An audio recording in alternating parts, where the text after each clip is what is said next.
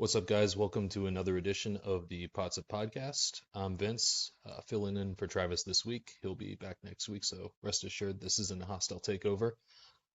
We are joined today by a longtime listener, viewer, and friend of the show, and uh, also a member of the group chat that we've often discussed on here, Mr. Dave Kerber. Dave, how are you? I'm doing well. Thank you for having me again. I know I was briefly on one time filming from my car, but I think that only ended up being an audio episode quite a long time ago. So I'm really happy to be back and excited to talk about Inter again. We got a lot to talk about this week. It was quite a week. Definitely do. There was a lot of up, a lot of down, so.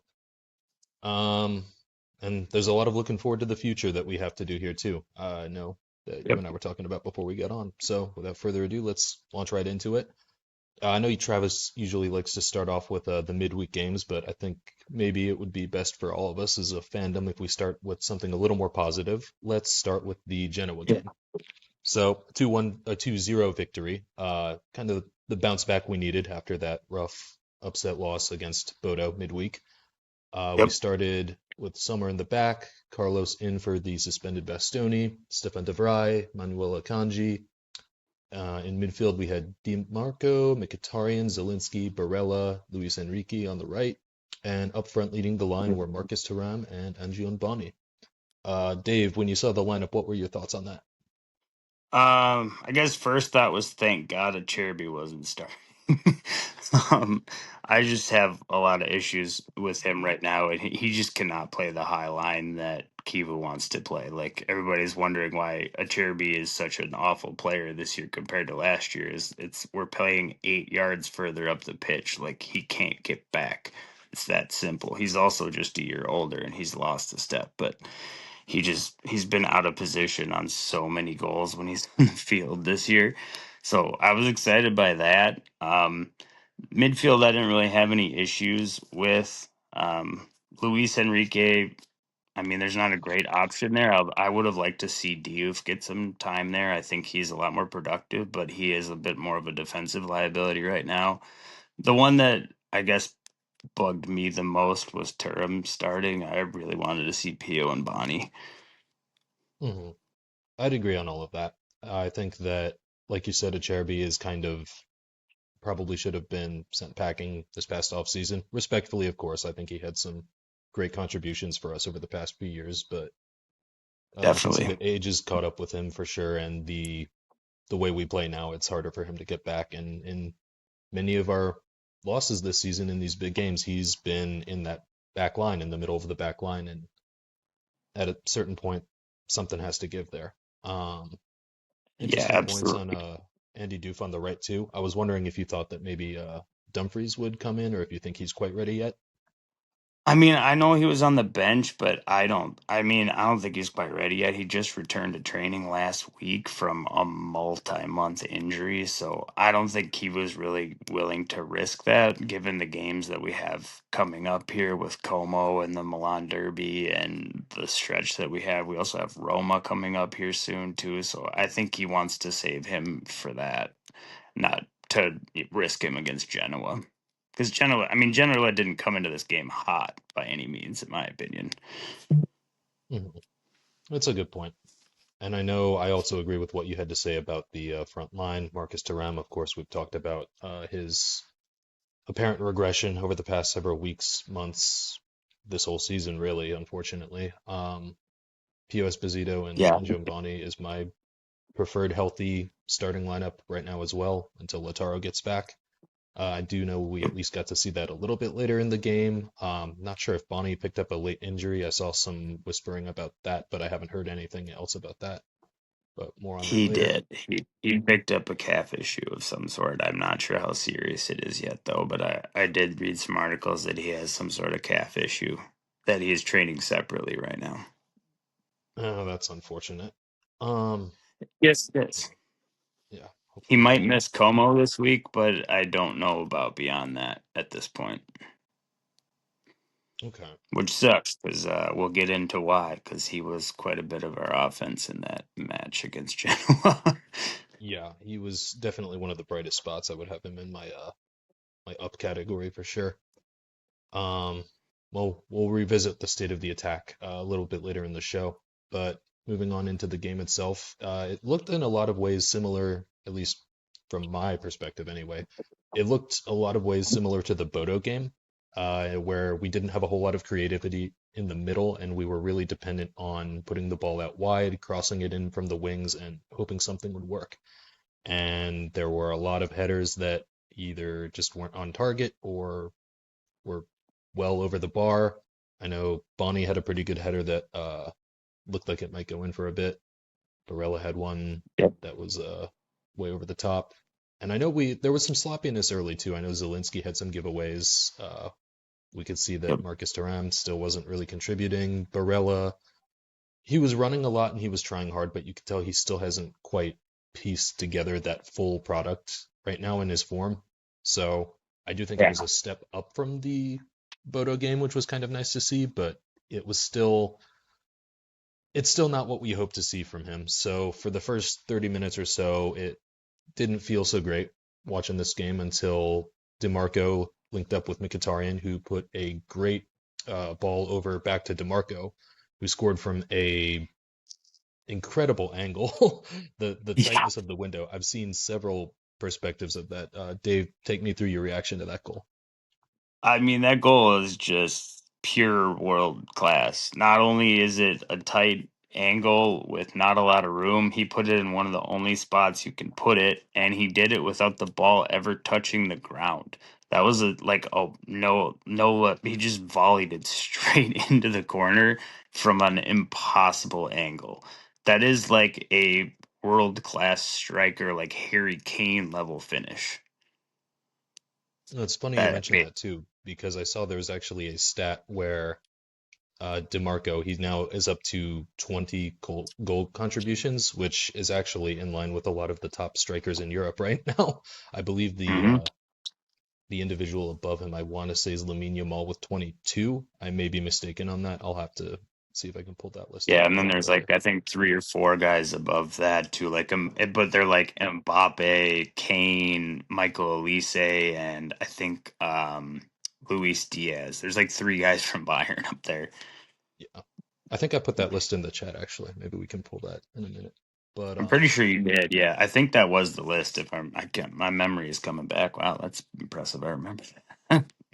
I'm almost positive that those are the names, but it's quite a list. He's in very impressive company. Looking at that for especially as somebody a wing who's back. a left wing back, he's having an unreal season. I mean, Um, he's one assist away from tying the Serie A assist record, two away from breaking it.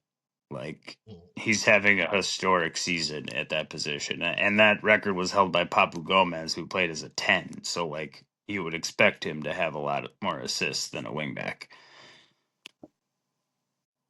Definitely. I know it's been with some injuries in midfield and some injuries now up front, some other players out of form. I know DeMarco, thankfully, he is having the season that he is because for the past couple weeks going into months here, it's the season's kind of felt like a carry job by him a little bit.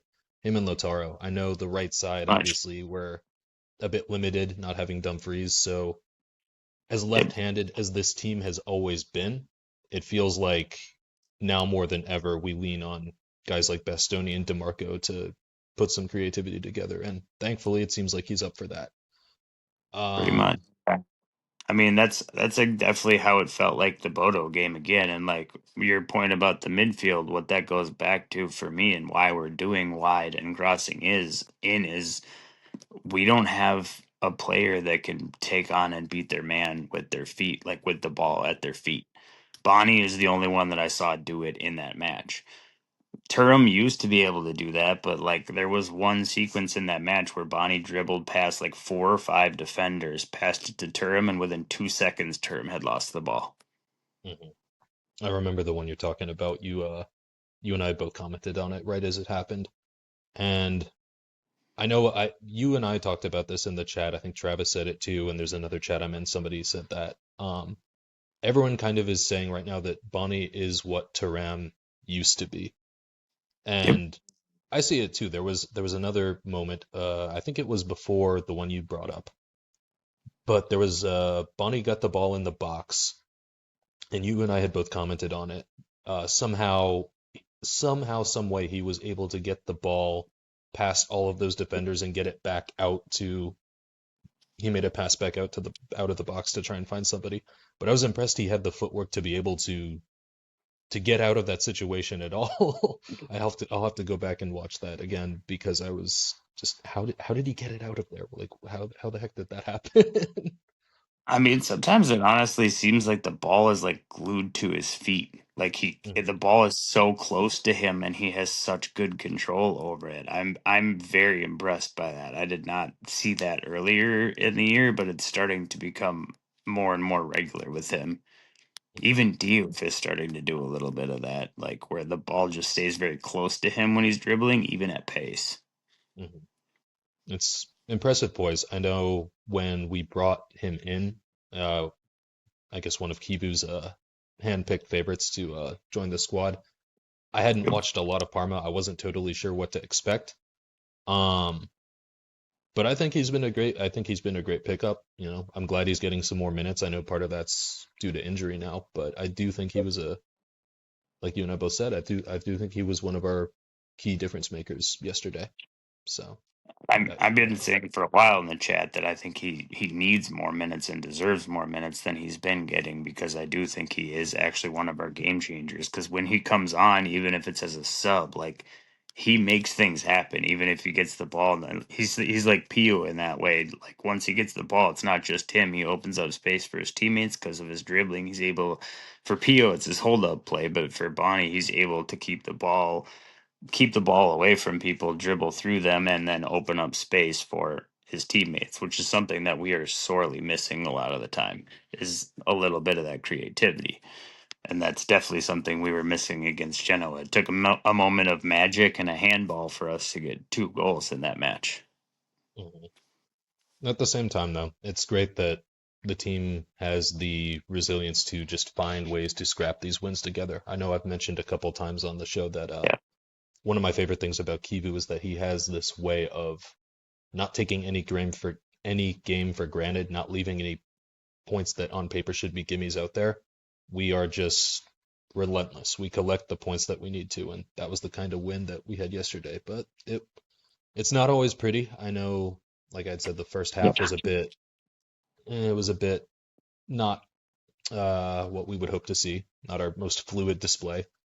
But after the first goal, that was enough to take a lead into halftime. It did seem like we slowed down a bit in the second half. Genoa kind of got back into the game. Maybe we took our foot off the gas a little to try and conserve some energy.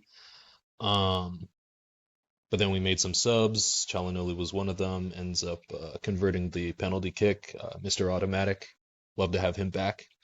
Um, Yeah. And then we made a couple other subs too. I know we kind of switched into what seemed like a 3-4-2-1 with Pio Esposito leading the line and then Fertesi and Dufin behind him. Dave, tell me what you thought about that formation, those subs once we gave that a go. I mean, I feel like we didn't see it enough of it yesterday, but I know the 3-4-2-1 is Kiva's baby. That's what he ran at Parma, and it's what I know he wanted to run going into this year, but he just frankly doesn't really have the players to run it here, especially to run a double pivot in the midfield. We just don't have those players. You need someone that's a lot more physical and able to actually hold the ball a lot longer and be creative with it. Hakan sort of fits that mold, but not really on the physical side of things. Um, I know that's why we wanted Kone so bad, which he would have allowed that, I think. But I mean I like it for Fertezi because Fertezi does not fit our 3-5-2. We've all have said this in the chat for years and wanted to get rid of him because he just is not a box to box midfielder in this system. He doesn't work. So he did look a little bit better in that formation, and I think that formation also brings the best out of Diouf because he is pretty decent at creating, especially at dribbling, especially if he gets more space, which at that position at a 10, he is kind of the link up between the midfield and the forward, so he would have more freedom to come back to get the ball and bring it up.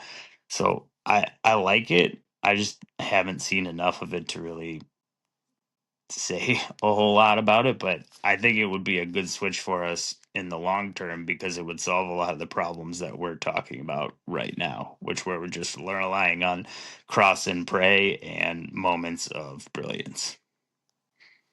Agreed. I do think it's something that needs to be seen a little more. I did think there were some encouraging early signs, though. Granted, some of this might have been late in the game, Genoa trying to score something late, and we weren't able to hit them on the counter a little bit better, maybe. It did seem like we were doing well with moving the ball forward and getting a couple opportunities there, and there wasn't a final ball that worked out. But Yeah. it's definitely something I would like to see a little bit more of as well. And I know that'll be a little contingent on our market this coming summer. So Yeah. we'll have to talk about Unfortunately. there in just a little bit. I know that's going to be the market is going to be interesting in large part because of the lack of Champions League money that came from crashing out of the Bodo game. So uh, Yeah. sorry to be sorry to take the show from the positive of beating Genoa, going 13 clear of Milan, now back to 10 clear. I saw that they Yeah. beat Cremonese this morning, but Oh, unfortunately, we well, got to give an autopsy of this Bodo Glimt game and our both Napoli and Milan unfortunate. somehow pulled a goal out of their butt at the end of the game this week to keep pace with us. Milan scored in like the 89th and 91st minute or something of that game. Mhm. Well, And that's I how think Allegri rolls Napoli sometimes. scored in the 95th off a lucky bounce to Lukaku. God, I hate that guy. Well, it sounds like he hasn't had the best season. I know he had some injuries too, so Yeah, he's been out for like months. I think this was one of his first appearances back, if I'm not mistaken. mhm. Napoli as a whole, I Hopefully. know they've been extremely injured too, so that's why they're Hmm. as far behind as they are. Personally, I don't know about you. I'm not as worried about Napoli right now. It's Allegri's Milan that gives me a little bit more reason to look in the rear view at this point. I think solely because they've only lost what twice all season, and two, we have a head-to-head matchup left with them. We don't have to play Napoli again, so Napoli can't pick direct points up off us, Mhm. which I think gives us a huge advantage. Plus, they're really far behind with only what 33 points to go. We would have to drop a third of our points for them to even have a shot at catching up if they win out, which is a Mhm. lot. Yeah, it's So, going to be very difficult for them to be back in the race. Milan, it's looking good for us in the league, and that's something to be positive about. So we have uh yeah, we have that at least to hang our hats on at the moment. as Um, long as we can get out of that derby with a draw or a win, we're in great shape, in my opinion. But if they beat us and pick up 3 points off of us, then I'm going to be a little worried. yeah, not quite ready to not quite ready to call it either. That game's going to be it's really the final. I don't want to say final actually. It's one of the last big tests that Kibu is going to have this season, and if we can get through that one, I think that'll inform our confidence about whether we can coast to the end of the season or whether we're going to have to keep our foot on the gas. But Yep. we we really should be keeping our foot on the gas anyway, because aside from the Coppa Italia, that's it. There's no other competitions Yep. left for us. We'll get into the Yep. Como game up here in the midweek Como game here in just a sec. But switching over to the Champions League debacle, crashing out Yeah. unfortunately on 5-2 aggregate in the playoff round to Bodo Glimt.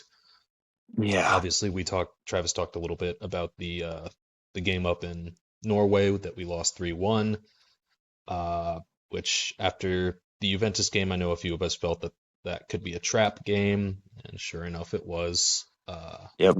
We were hopeful though that maybe we could rescue something in the second leg when they came to the San Siro, but unfortunately, we underperformed, didn't deliver, and we ended up losing that game too. That Yep. game, we tried a backline. Some are starting again. A backline of Bastoni, Akanji, Bisek. DiMarco, Barella, Zielinski, Frattesi, Luis Enrique, and the line being led by Marcus Thuram and Pio Esposito. Uh, so, Dave, I don't know about you, but I thought that Frattesi actually had a decent game as a starter, at least Yeah. relative to Barella, who I felt, uh, you know, we had talked about how Barella was putting a lot of effort in at the Genoa game. It felt a lot of ways that like that was a performance that was trying to make up for his lackluster showing against Bodo. Would you agree with that?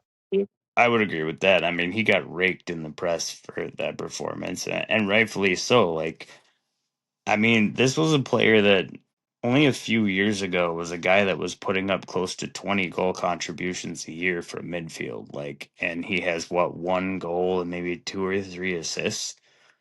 Like, he's not doing a lot. Like, for how much he's running, he's not actually doing that much. And He's it's not the creating it. yeah, I I know don't know. the end product has definitely not been there with him. And something that's curious, and I've picked up on this, and maybe you have too. It seems like there was a point where a couple seasons back, anytime he shot it, it would moonball. He would just put it way over goal, and I don't know if something about that got in his head because now it's like he won't shoot at all. Yeah, And he's that's super hesitant. yeah, it's I don't know if it's hesitation, lack of confidence, or if he's trying to do something else. You can see he does think highly of himself as a player, the way he sometimes overthinks things, tries to get cute with the passing, tries to flick the ball. So I'm still not totally sure what exactly is going on with him. And it's unfortunate because we always looked at him as one of our untouchable, unsellable players and kind of a fulcrum around which the midfield could be built. Uh, Yeah. always seemed like a sure thing, and now it just seems like he's not. I don't know if he's checked out mentally. I don't know if he's overused, overplayed. What do you think's going on with him? I think it is. I think a lot of it is mental. Like thinking about it, like when he arrived, he was not a highly touted prospect. We only paid 25 million for him from Cagliari. Like not many other teams were after him, so he had a chip on his shoulder when he came here. That's not the case anymore. Like once he won, he was a big part of winning that second star and our first Scudetto, and like now he's been here for a while competing at a high level, and I feel like what's happened for him is his ego has gotten really big. He's lost that chip on his shoulder and he's just come to expect things to go well. So when they don't go well, I think he's just trying too hard. Instead of letting the game come to him and just playing, he's trying too hard. He's trying to make it happen and force it, which he's just that's not the way he plays. He's more of like he needs to be in the flow and like natural having fun, and that's just not how he is. Like you see his mannerisms and his body language on the field. Like I don't understand why Kivu keeps making him the captain. He keeps whining and like reacting with his head down and like throwing up his hands constantly. Like he just seems so negative to me. It just reminds me a little bit of Brozovic a few years ago, like the last season he was here. Hmm. Yeah, I've definitely That's the picked only up thing I can on. come up with. I Because he's still, I mean, he's in his prime age. He should not be having this big of a dip in form.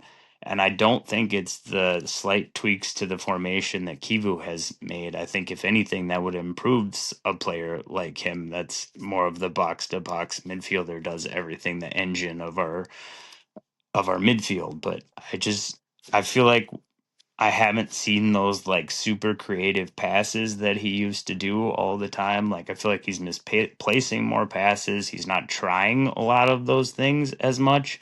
He's trying the more like shorter little cutesy stuff instead of like the beautiful switches of play and long balls that he used to do. I just haven't been seeing that from him, or if I have, they're not very successful anymore.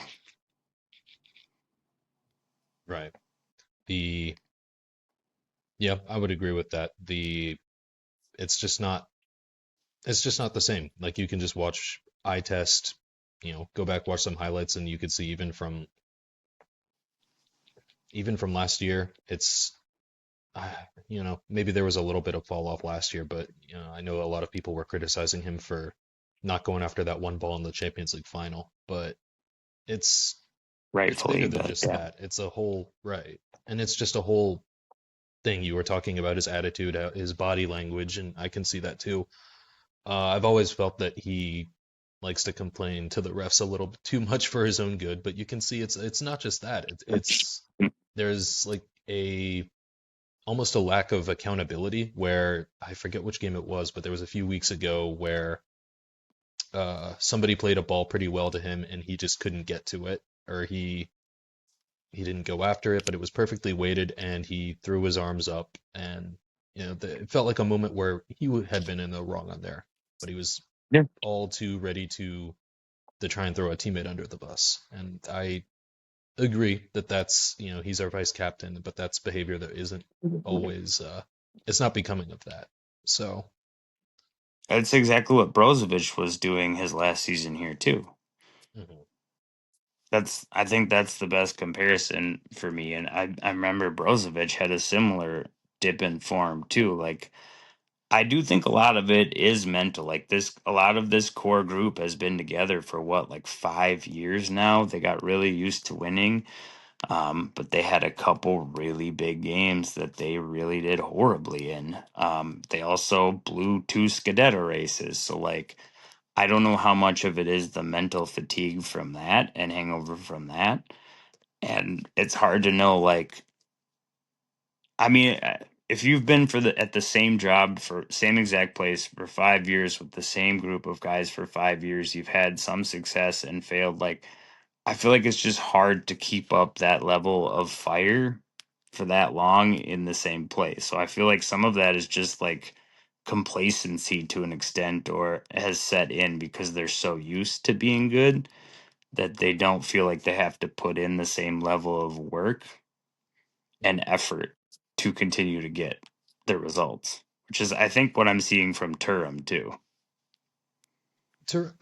It seems, Turum's worse though. Like yeah, Barella's is just he's just he's just not playing as well. Turum just looks like he wants to be gone. yeah, I would agree with that. I know it's no secret that with us in the chat, with us on the show, with us as a larger fandom, that Barella and Taram are both in a pretty poor patch of form. But it does seem like, to your point there, Barella, you can tell there's still effort, but there's something wrong mentally, perhaps. Um, with Taram, Yeah, it seems like the effort isn't there either, and maybe that's unfair to say. It does seem like he's disinterested because he doesn't it doesn't seem like he contributes as significantly as he used to. But it's these other things you can pick up on too. Like, remember his first season here. It seemed like he was always smiling, always laughing, always happy. Everybody's best friend on the team, and he just seems his reaction to everything seems so much more muted now. yeah, So it could be disinterest. I know it certainly looks like that. There's also a possibility that maybe some of these muscle injuries have robbed him of his explosiveness, um, which possible. that might explain some of the physical form. But at the same time, like I mentioned, you just don't see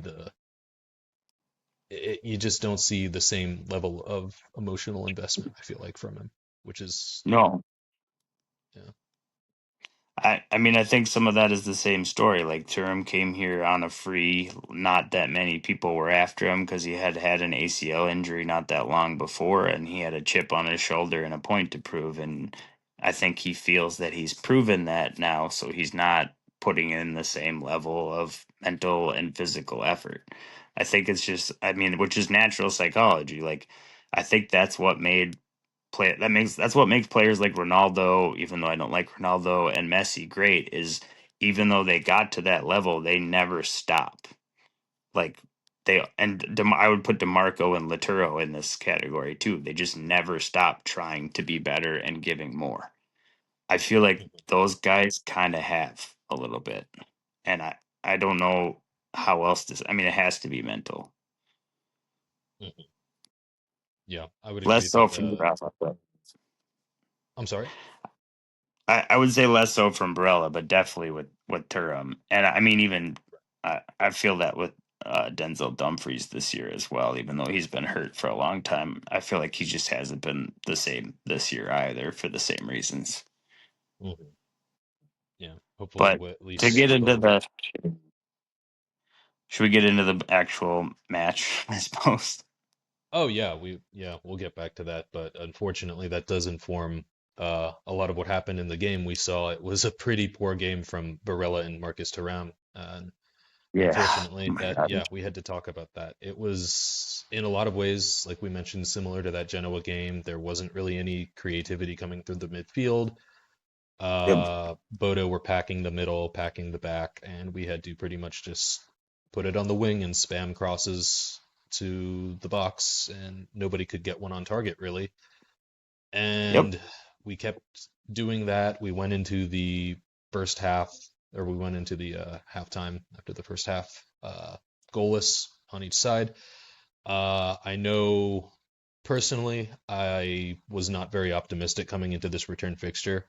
To clarify something that was said on a previous show, I didn't think that the players should give up on Champions League. Not all on that, but as fans, I thought that maybe we needed to prepare ourselves that to focus on other competitions. Just because coming back from 3-1 is a pretty tall order. I mean, to avoid extra time or Yeah. penalty kicks, we would need to win this game, this return game 3-0, which against a team Right. that's proven their salt against Manchester City, Atletico Madrid, I Yeah. knew it was probably going to be hard.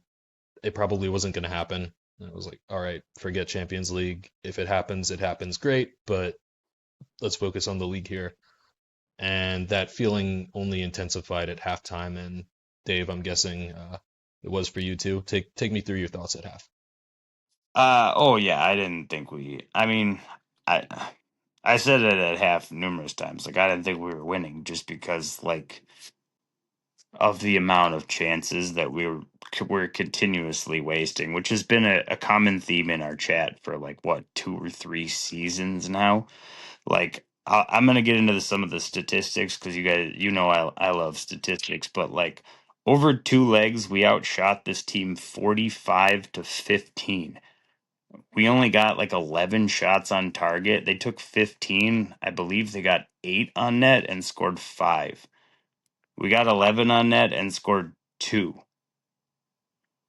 You should It's not be just able to outshoot someone 4-1 and have them get almost as many shots on net and outscore you 5-2. That means that something is seriously wrong with either A, your chances, or B, your finishing. And it's the finishing. Like, DiMarco had plenty of crosses that hit their target that could have very easily been finished, in my opinion. We could have scored 7 or 8 goals in this in this tie if we had been clinical. But we were just repeatedly wasting chances. mhm, I just had a bad feeling, like even in the first match. I think we lost this in leg one, which I know Travis talked about and probably beat to death. But I had some real big issues with the lineup choices in leg one. I think Kiva made a huge error there that really led to the position we were in, and like it just goes back to what I said earlier. We just don't have a player that can beat their man one on one and break up that middle. Bonnie is the only. That's why I was really surprised that Bonnie did not start this game. Is if anybody can do that on our team, it's Bonnie and Diouf. Are the only two that I've seen dribble past a man like consistently. They're mhm. not like they're not like what Zalewski was for us last year, which is another stupid transfer decision right now. Like he would have been perfect for that game. Yeah, We he need would have. we need players like that. Like that's really it comes back to that issue, and that's a front office issue. Like Kivu can't fix that. He doesn't have the ability to like bring in a guy that can do that. So he just did what he could, and I mean credit to Bodo. They set up in a really smart system. They basically set up and said, "You're not going to beat us this way. You're going to have to cross it in and like go back to the old cross and pray from the banter era days." Like it was not fun to watch. especially without Laturo, because like in matches like that, that's usually where Laturo will all of a sudden get on one and just rip it into the net and score a Laturo goal and fire up the team. And we were sorely missing that leadership. There was nobody that was on the field that was willing to just take it on their shoulders. DiMarco did his best, but like he can't cross it and then go finish it. Like, and he's unfortunately not the guy that dribbles past his man. He wasn't going to like dribble in and shoot and score. That's just not his game. So like he had a fantastic game. Like he could not have done more. His teammates definitely could have, but not a single one of them. I mean, Pio tried his best, but I just don't think he was. He either had an off night or the pressure got to him. Like he was the only one that I think could have scored realistically in that first half that was on the field. I just didn't see anybody that took it upon their shoulders to try to get us back in the game the way Laturo has done regularly for us over the last few years. Yeah, I agree that there was some leadership missing in that moment. You know, and it was on top of what you were talking about with the abysmal finishing or abysmal ability to be clinical, shooting on goal. It also didn't help that we had yet another defensive screw up. You know, Manuel Akanji a little bit earlier in the match picked up a head injury, ended up wearing a bandage of some sort the rest of the game. Yeah. And there's this moment where the ball gets to him, he turns around, and I don't even know if you can call it an errant back pass. I don't really know what he was trying to do, gives it away. And you got to give credit to Jan Sommer for making the initial stop. I do think the past couple games, Sommer's actually turned it around. I don't think we can really pin anything in the Bodo games against him for the most part. Nope, not And really. he makes the initial save, and Akanji, that screw up led to a sequence where Bodo gets a goal, and all of a sudden now they're up 4-1 on aggregate, and that was in the And second it's half too. So it's an impossibly tall order at that point. And yeah, in our quest to try and find an equalizer or try to find some kind of goal to start chipping away at this deficit, they come down and they score another one. They cross it in, they counter, and they go up 2-0, leaving us to chase. yep, And eventually, finally, I guess we had enough corner attempts, and we were able to get a goal barely from Bastoni on right, one of them. The ball barely got over the line, but for real. it was just a flat showing all around, just Yeah, not what we would hope for. And I know this has been discussed to death on all week, uh, in our group chat, on other shows. Um, Try and take me through your thoughts on the impact of this loss, Dave. Where does this rank compared to something like the Champions League final against PSG? What does this mean for us going forward, in your opinion? I mean, I know some of our group disagrees, but I think this is significantly worse than the PSG loss. Like we outshot them 45-15. You can't say that about PSG. PSG dominated us from the start of that match. We never had a chance against them.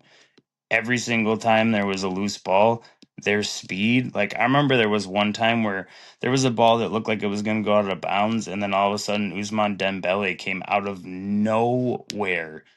I literally didn't even know where he was. All of a sudden, he flies into the screen, grabs the ball, and takes it down and gets a chance. Like, there were so many occasions where it was just so obvious that their level of athleticism and pace that we just could not deal with it. And I feel like that's that's a much more understandable loss, even though it is the worst loss in Champions League final history, and we got blasted. I think this is worse because we outshot them 4-1. The only reason we lost is us. I mean, Bodo played well, but we realistically should have won both XG wise, statistically wise. Like, if we hadn't had such horrific defensive lapses by Cherby and Mkhitaryan in the first leg, like that led to two of the three goals, if you'll remember in the first leg at halftime, I was screaming for a Cherby to come off for Bissek and for Akanji to go back to center back, and I said we're gonna give up more goals if we don't. And look at that, we went from drawn to down two. Like I don't know why Kivu couldn't see that, but I thought the tie was basically over because of that mistake going into this. Especially without Laturo, it we looked flat, like you said. Like I think this is far worse. Like this is a team from the Arctic Circle that plays on an artificial turf with a stadium of 8,000 people. We should not be losing to them at all. We lost both legs, including at the San Siro, to this club. That's far more embarrassing to me. I don't care what round of the Champions League it is. Like, we should have won this tie easily. The fact that we didn't is really embarrassing. I can't say the same about PSG. I don't think we ever had a chance. No amount of luck was going to make us win that match. I do think I think we do disagree on why each game is why or on which is more embarrassing. I would agree that statistically you raise some really good points. I think the saving grace for me from this is that it's early enough in the competition that, in 10, 20 years, I don't think a lot of people are going to remember this particular round. And, Yeah. to give Bodo some credit where due, they did beat Manchester City 3-1 up at a game that was also played in at Bodo Glimt, and they went to the Right. Wanda and beat Atletico, which is a team that we can't seem to beat, let alone Yeah. at their place. That's a lesson we didn't learn from last time, and we let a game get away there earlier this season ourselves. So, Which is the whole reason we were playing Bodo in the first place. exactly. So, I do think, and especially if Bodo goes on a run here, which they could, they drew Sporting. There's a really good chance that they're going to make it into the quarterfinals, I think. So, Yeah, I mean, time will Sporting time has to will go play on that awful golf mat of a pitch, so they got a shot. yeah. I don't So, understand how that's legal. Like, I understand we complained informally to UEFA before the match and literally said we're gonna end up with injured players, and now we don't have Lutero for a month. Look at that. yeah. And there I, were a like couple of other that. players we were worried about getting injured in that game too. There was a Kanji and Zielinski we were talking about maybe getting dinged and after that game as well. It was just a real disaster all around in that first leg that just compounded. But again, to give Yep. Bodo their credit, this is a team that maybe could make something of it. And with the passage of time, I think that and also how early in the competition this was, maybe this will fade from some people's memories. Obviously, Bodo's going to remember it, and the Yeah, Milan, Juventus, Napoli fans out there are always going to take the chance to try and bring it back up. But for I don't sure. know. I think that this one, as embarrassing as it was, and considering the impact that it will have, our early exit from the competition is going to have, I do think it's better than the final because there's just more eyes on the Champions League final, and losing it the way that we did, we're going to hear about 5-0 for the rest of our lives. So for me, Probably.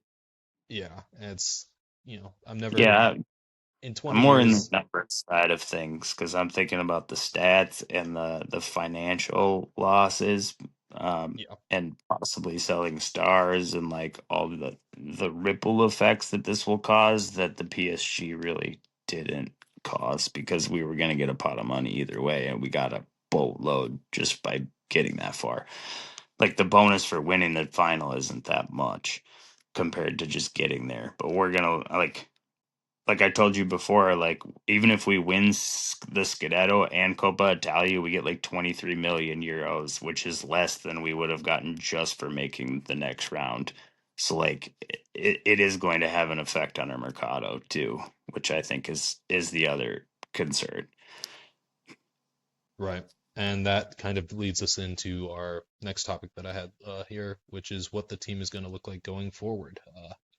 We knew after last season that we were staring down the barrel of some pretty big changes potentially, and honestly, not as much happened as we thought might. There were a couple exits, a couple names that came in. Bonnie was one of them, bringing Pio Esposito onto the first team to replace take your pick, replacing Arnautovic, Taremi, Correa. Uh, All of so them. we knew that, Worth more than all three. yeah.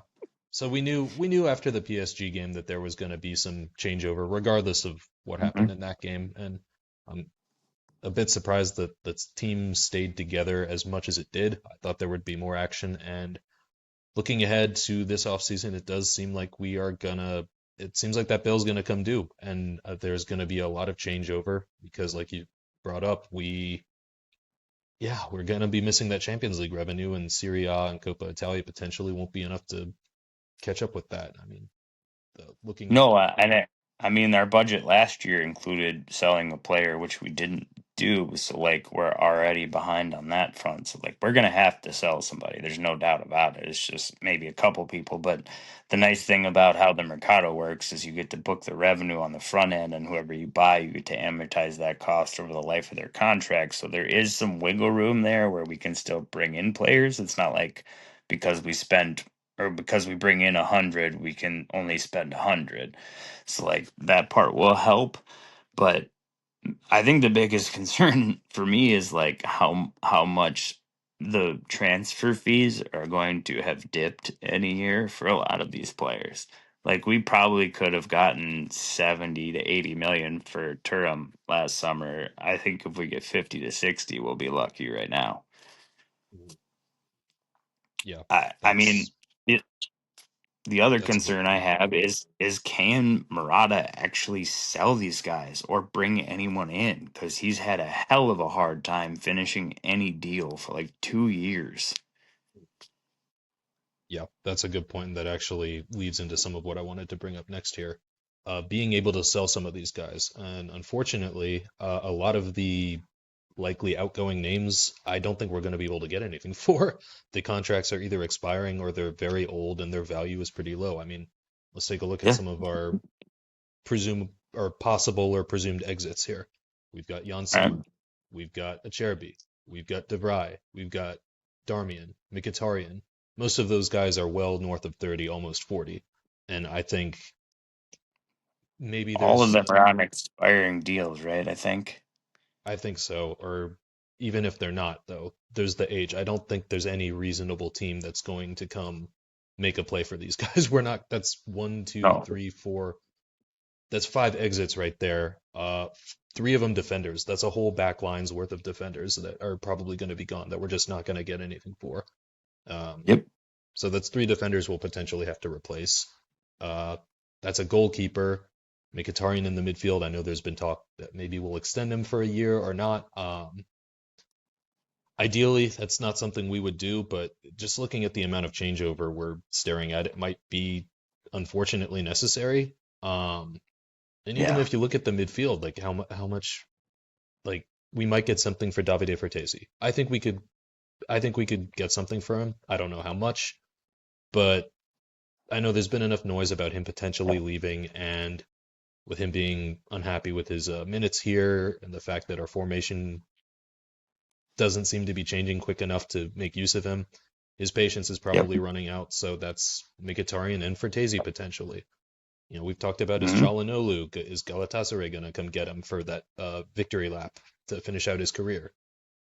Every year it seems like that noise gets a Possibly. little bit louder and louder and louder. So again, that's Yep. three possible midfielders. We've talked about Dumfries, that which would leave us looking for another right wing back again. I don't think any of us Yep. think Luis Enrique is the answer. There's noise about potentially considering Barella sellable now. I don't know if that's too reactionary just yet, but I would like to see him. I Yeah, I would, don't know I about would, him yet. it's, yeah, it might be too soon for that. And just looking at the amount of changeover, we're going to need to keep some quality on the team. We can't just blow everything up. And No, then, we can't.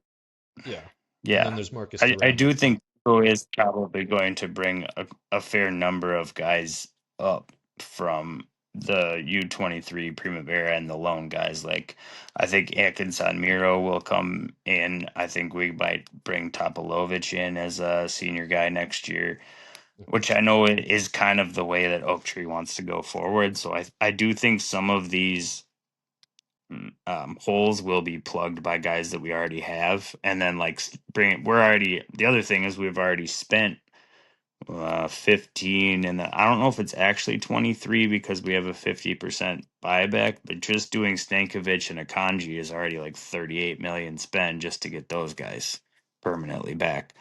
But they're both worth it. We have to do it. Like we have no choice.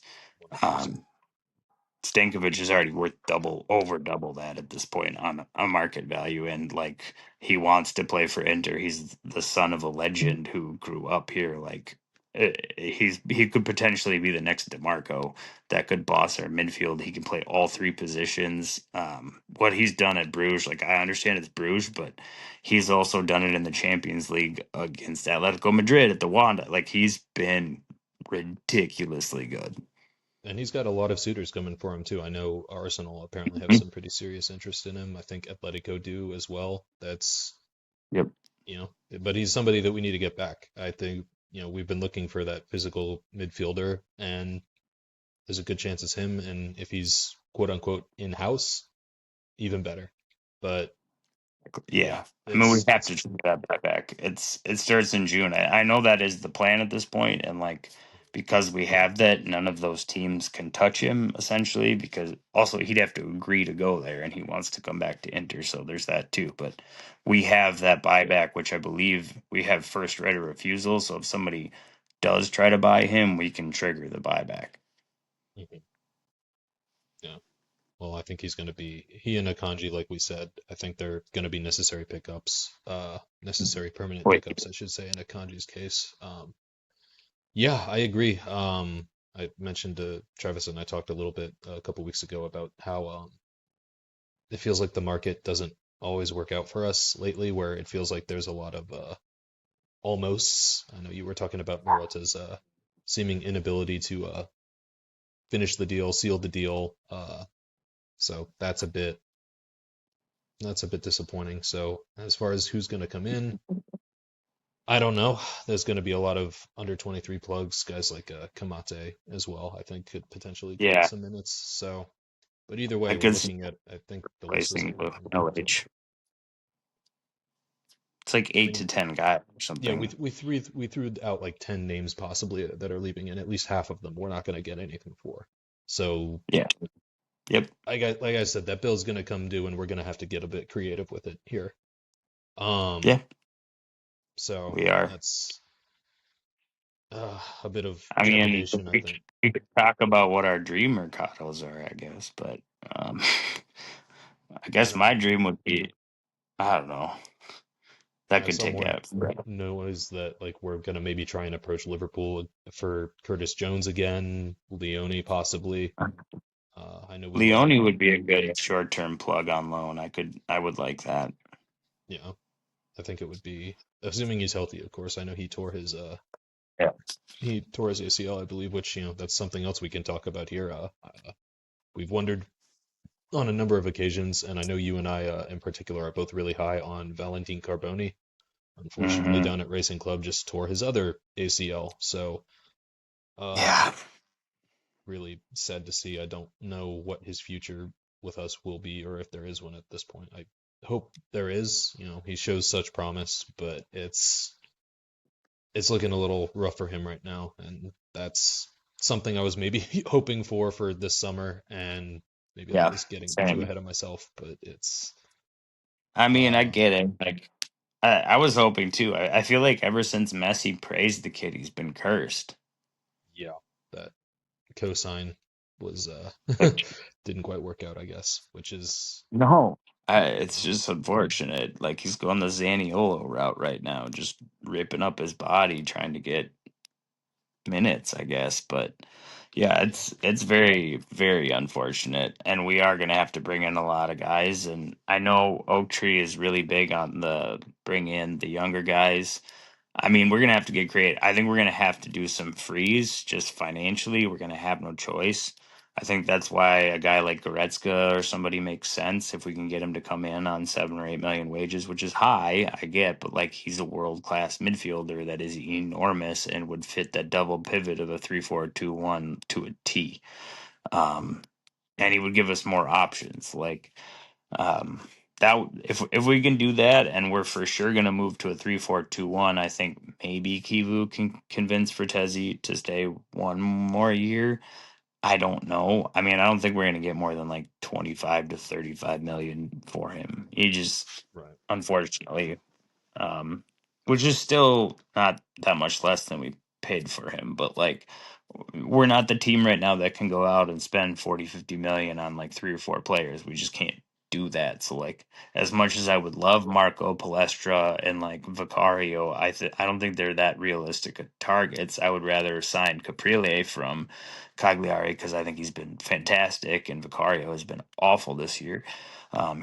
He also fits the bill better. He's not 29, he's like 24, and I think the future of the Italian net behind Donnarumma. Um, so I think that would make a lot more sense. Palestra is magical, but like he's going to cost at least 40 million euros, and that's going to be hard to do. Even if we get 20, I mean, maybe I don't know. We're going to get 25 for Dumfries because that's his release clause. So we would have to spend an extra 15 to do that, but it would be worth it if we could do that. That would be a massive upgrade because he would be like DiMarco on the right, and having two of them would be that might be worth it in my opinion because that's really what has held us back. If we have up two, then nobody like it gets way harder for us to defend or for us to be defended. And then if we switch to that 3-4-2-1 and get tens who can actually dribble the ball, like it was really hard for me. I've talked about all the issues with closing deals. Watching Atalanta win through Lazar Samardzic, who was like one signature away from playing for us and can dribble through anyone, was really rough because Yeah. like that's another deal we screwed up, like just like Bremer and like all these, like where we make a deal with the player and then we don't make a deal with the club. And then like last summer, like we waited for 4 weeks for Atalanta to say that we could buy Lookman and just did nothing. Like that's not sound business strategy. Like make a deal with the club and then see if the player is interested. Like that's how most teams do it nowadays. Because otherwise, you're just wasting your time. Yeah.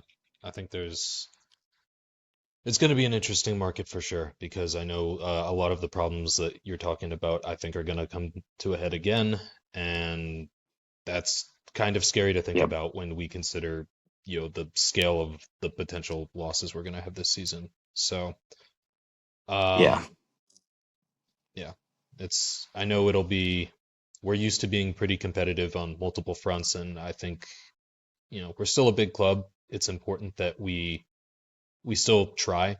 We still try to get success on as many fronts as we can. That's in the league, that's in Right. the Copa, that's in Champions League. But I do think it's going to be hard for this team to be competitive in Europe for the foreseeable future. You hope that maybe, Yep. yeah. So I hate using the term that we should manage our expectations because I know Travis hates when I say this too because it does sound a little defeatist, but I'm trying to be realistic about it, what's the Hmm. expression? Hope for the best, prep for the worst. So I think I'm with you that's there. yeah. So I think that's maybe something we're gonna have to watch out for next season. But let's try and I think a think little that's more part of the positively. reason I would be okay with like of all those guys that are about to leave for free, like there's a couple of them that have actually been used a fair bit this year that I would be fine keeping as like emergency sub guys if we have injuries and stuff, which would be Mkhitaryan and DeVry because Right. they've actually been okay when they're in. Like DeVry was actually good yesterday. I thought he was fine. I haven't had any issues with DeVry personally at all this year. He hasn't made any glaring errors. He's professional. He's a good leader on the field. He's not nearly as old as the other guys. I would totally be fine keeping him for another year if he wants to stay. I know we rag on Mickey because he can't shoot. I know he scored the other day out of pure luck, but I would be fine with him as a backup option. Like you said, we're gonna have a lot of matches to play. Maybe we can't get everybody we want to get, and like having that continuity and someone that can teach people how to play. But if we are going to change formations, then maybe that matters less in the midfield. So there's just a lot up in the air. But those are the only two that I think maybe would make sense giving a 1 year renewal. I agree on DeVry for sure. I think he's, I don't want to say young, but he's still close enough to 30 where I think that we can get away with it. And I do think that for the most part, he hasn't had a visible slide in form either, at least to me. I feel like in his cameo appearances lately, he's generally been pretty solid. Definitely better than Acerbi, who, you know, as great as he's been, you can just tell it's not there anymore, like we were saying earlier. But, Yeah, he's you know, bad. yeah. But enough of the negativity. Let's get back to something Yeah. positive. We've got some promising goals up ahead. You know, we've got the Coppa Italia game this week, Tuesday against Como, if I remember Yep. correctly. I think Then that's we've got a healthy lead in the Scudetto with the Derby coming up a couple days later after the Como game on March 8th, next Sunday. Um, Dave, take me through your expectations for both of these two games. I mean, I guess I'm a little, I don't want to be negative, but I am a little worried about both games, especially without Laturo, and now if Bonnie is injured, like where are we going to score goals from if Dima doesn't come up with more magic? I think that's my biggest concern. Like we ramrodded Como for nothing. We the last time we played them, but I don't think it's going to go that way this time. One, the way our form is right now, like although saying that we are creating lots of chances, so like if they can start burying those chances, that will change. But Bonnie was the only guy in the Genoa game that had really good shots on net that happened to be saved. They were two really great saves on his volley and his header. Both were definitely very good shots that were hard to save, like towards the corner of the goal. Those were the only two really good shots in that first half, other than Dima's goal. Hmm. I guess Mkhitaryan when he hit the crossbar, but that was deflected, so I don't know if I would count that. No, I don't know. That one actually looked like it was at least going to stay down. I don't know if maybe him scoring Yeah, has unlocked something where now he got over some block in his head. I don't know. Hopefully, it would be good to maybe. I see him mean, if that continue had to look gone good. in, that would have been the goal of his career. I feel like from where he shot it from. Yeah, uh, we'd But have to see having him try to Hakan back score that. will help because I mean, if Hakan plays in both, he can do a worldy screamer from outside the box. So that will help. Like we will have someone on the field that can finish. If Bonnie can go or we can get Diouf on, I would like to see that because Diouf is another guy that when he gets a chance in the box, usually has been pretty good with his feet at finishing. Mhm. And maybe we can even get Dumfries involved a little bit too if he's back to Yeah, form. if he's ready to go, that will help a lot because he can Dumfries, well, he's not as good this year. One thing he is really good at is he's better at bringing the ball into the box with pace, not just crossing it in and kind of breaking up that block and then passing back to people. I think we have really missed that. That could help a lot if we can have that back. That would help me a lot. But I mean, Como is playing really well right now. They have a really good goalkeeper. Their defense is playing well. Fabregas has them playing some insanely good soccer. We just have to make sure Nico Paz doesn't dominate us, basically. But I mean, the rest of their team is really good. Everybody gives him credit, but it's not just him. Like he didn't even play in their other match the other day, and they were destroyed. I think it was Lecce though, so it's Yeah. not saying much. But It's a solid project. I mean, I know they've got some pretty significant backing, but Fabregas is putting together a pretty solid project. I know Nico Paz is kind of the crown jewel of all of that, and that's why we, Travis especially, have talked about potentially, as looking at him as one of our targets, but that's going to be really hard to do because Real Madrid, of course, want the kid too, and that's just and their financially we can't. buyback their Yeah, buyback is 9 million euros, man. Like yeah, 9 million euros. They're gonna do that. Like he's worth it way more than that. Like 70, 80 at least, the way I he's know some playing. So Yeah, We're I not think going it to have was that kind of financial might now, I don't think, because of no. the Champions League. Like, if we had made a run to like the semifinals or something, or the finals again, sure, might have had a shot at affording him, but I don't think so now. Yeah, it's not likely. And I know even already, I think it was Tottenham tried to move for him either in the winter or the summer before, and it just they didn't happen. So either way, like No, you which I said, think was like 70 million or something, and it was turned down.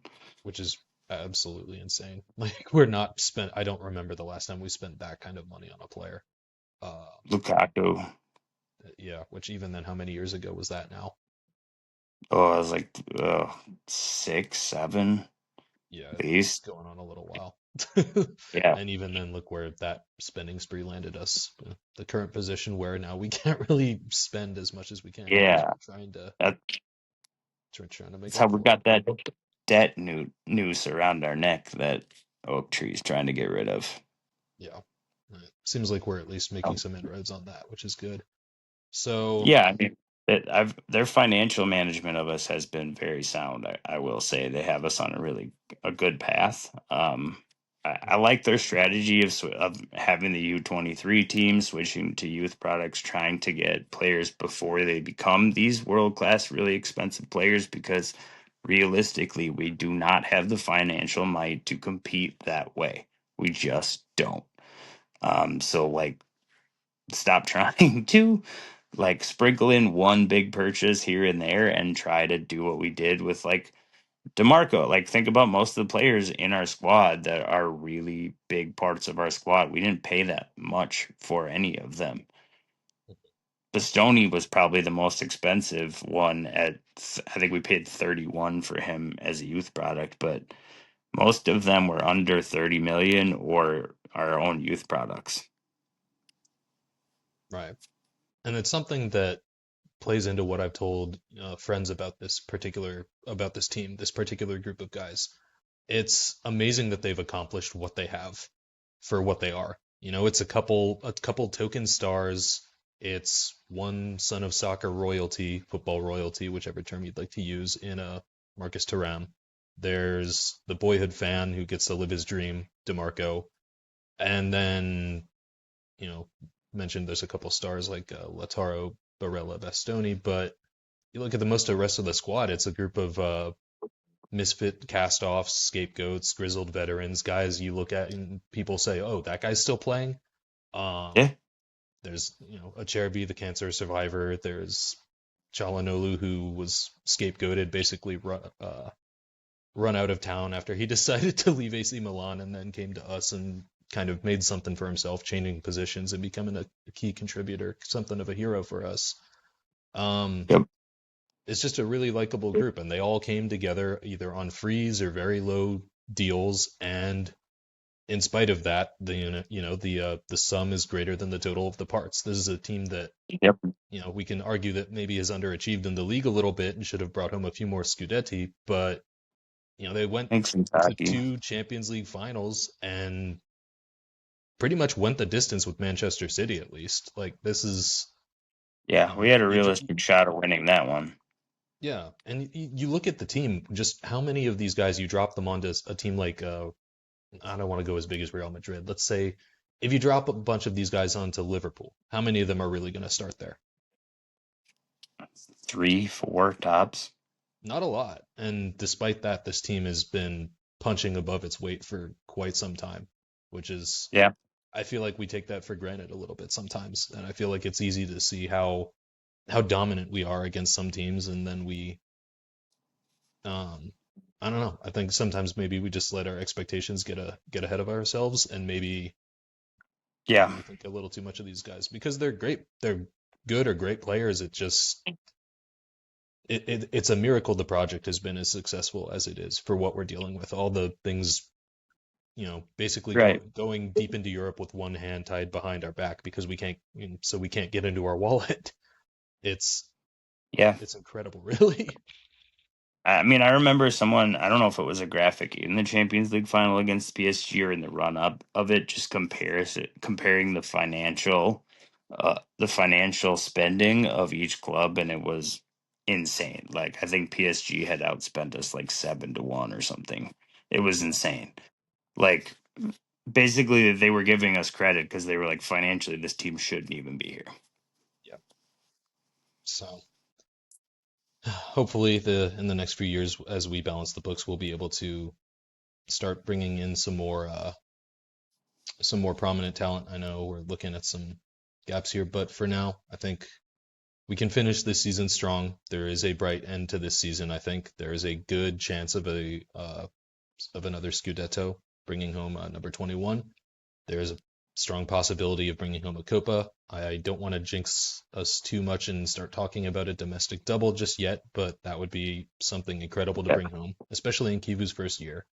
And it I would. think we agree that Kivu is one of the right guys to be leading this project, probably the guy. I know he wasn't really Yep. anyone's first pick, but he's starting to prove what he can bring to the table, and I'm curious to see how he can Yep. evolve. And I think if we're going to be integrating a lot of these youth players, these under 23 players, then I think he's the guy for the future. So as Absolutely. He's much coached a uns lot of them. oh yeah, like the familiarity is there. There's going to be continuity. So I think that as much uncertainty as we've talked about, and as many things that might give us some trepidation, make us worry a little bit, I do think there is a silver lining in all of this, and I do think there is a you know this isn't after this season, this isn't game over for us by any means. I do think that there is a Agreed. possibility for a pretty bright future. Yeah, I would absolutely agree, and I think Kivu can coach players up better than most anyone I've seen, especially youth players, and he's more willing to use them. Like starting Kamate, I know it was a Copa against Venezia, but still, like Inzaghi never would have started Kamate in that No way. situation. There's no way, never. So I do think he's the guy. He's coached a lot of these guys. I think he had a big part of why Pio is here, and he's proving to be right. Like he's already been more productive than any of the three guys we mentioned that he replaced were in the season they were here. I know Arnautovic is a favorite of Travis, or was a favorite, but he's already outproduced him. And we have 11 games to go, and he wasn't even being used that much at the beginning of the season. So I think he's proven why we keep saying hell no to any offer for him at any price. He definitely appears to be the future of the Italy striker room for me. He has everything that you need to be a perfect striker, and his physicality is insane.